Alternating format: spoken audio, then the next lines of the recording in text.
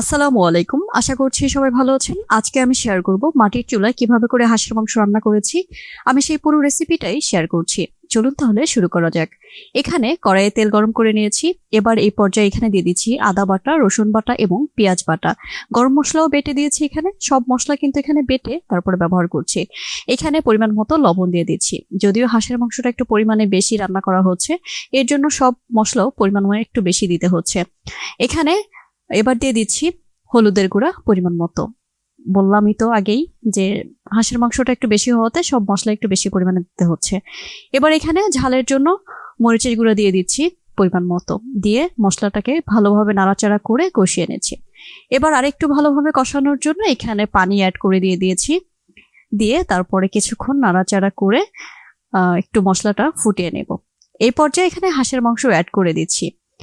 আর যেহেতু মাটির চুলায় রান্না, মাটির চুলার রান্না কিন্তু অসাধারণ হয়। আমি অনেকদিন পরে এভাবে করে মাটির চুলা রান্না খেয়েছি, বেশ অনেকদিন পরেই বলা চলে। এবার এখানে মাংস দেওয়ার পরে কিছুক্ষণ নাড়াচাড়া করে তারপরে কষানোর জন্য ঢেকে দিব। আর মাটির চুলায় অত বেশি ঢেকে দিতে হয় না, কিছুক্ষণ ঢেকে দিয়ে রেখেছিলাম।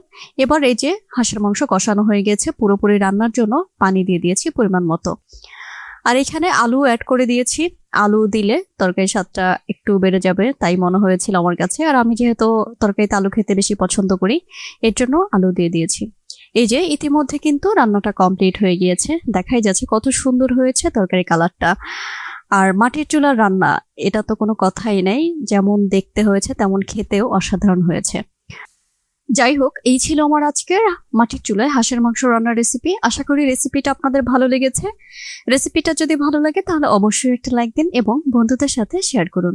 কমেন্টে জানাতে ভুলবেন না আমার এই রেসিপিটা কেমন হয়েছে। পরবর্তী রেসিপিতে আবার দেখা হবে ইনশাল্লাহ। সবাই ভালো থাকবেন, সুস্থ থাকবেন। সবাইকে অসংখ্য ধন্যবাদ আমার ভিডিওটা দেখার জন্য।